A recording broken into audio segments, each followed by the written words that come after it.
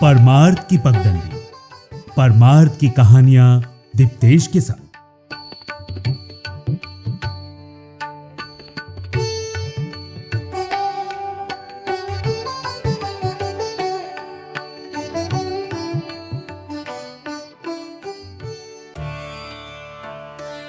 आज कथा छठी मैया की या छठ माता की। हिंदू पौराणिक कथाओं की माने तो छठी मैया भगवान सूर्य की बहन है और भगवान ब्रह्मदेव की मानस पुत्री है। श्रीमद् भागवत महापुराण में भी छठी मैया के बारे में बताया गया है। इसके अनुसार प्रकृति के छठे अंश से छठी मैया प्रकट हुई।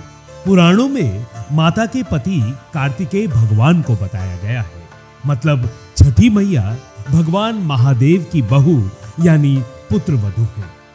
पौराणिक कथाओं में बताया गया है कि छठी मैया संतान प्राप्ति और प्रकृति की देवी है। मान्यता है कि जब भगवान ब्रह्मा जी सृष्टि की रचना कर रहे थे, तब उन्होंने स्वयं को दो भागों में बांटा था। एक भाग पुरुष और दूसरा भाग प्रकृति के रूप में बांटा। इसके बाद प्रकृति ने भी खुद को 6 भागों में बांटा, जिसमें से एक मातृदेवी है। छठी मैया को मातृदेवी का भी छठा रूप माना जाता है। पौराणिक ग्रंथों के अनुसार भगवान ब्रह्मा की मानस पुत्री और सूर्य देव की बहन है षष्ठी मैया।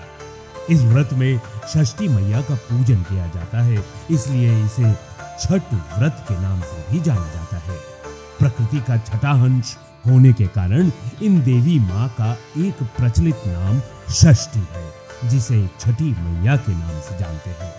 पुराणों के मुताबिक राजा प्रियंवद ने पुत्र इच्छा से देवी षष्ठी का व्रत किया और उन्हें पुत्र रत्न की प्राप्ति हुई। ये पूजा कार्तिक शुक्ल षष्ठी को हुई थी। तब से छठ को त्योहार के रूप में मनाने और व्रत करने की परंपरा चल पड़ी। पुराणों के अनुसार लंका पर विजय प्राप्त करने के बाद राम राज्य स्थापना के लिए कार्तिक शुक्ल षष्ठी को छठ व्रत किया था भगवान श्री राम और माता सीता ने, और सप्तमी के शाम को सूर्योदय के वक्त उन्होंने पूजा की थी। सूर्यपुत्र कर्ण प्रतिदिन घंटों कमर तक पानी में खड़े होकर सूर्य को अर्घ्य देते थे। महाभारत काल में सूर्यपुत्र कर्ण ने भी छठ माता की पूजा की थी। मान्यता है कि इसी व्रत से उन्हें कई शक्तियां प्राप्त हुई। कुछ अन्य कथाओं के अनुसार जब पांडव अपना सारा राजपाट जुए में हार गए, तब द्रौपदी ने छठ व्रत रखा था। इसके बाद पांडवों को छठी मैया के आशीर्वाद से उनका राज वापस मिल गया।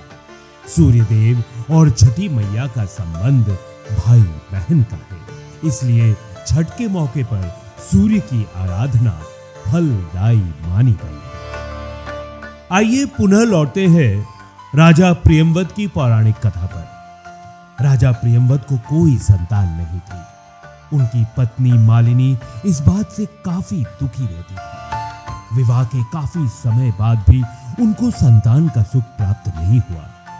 एक दिन वे कश्यप ऋषि के पास पहुंचे और अपने मन की व्यथा बताई।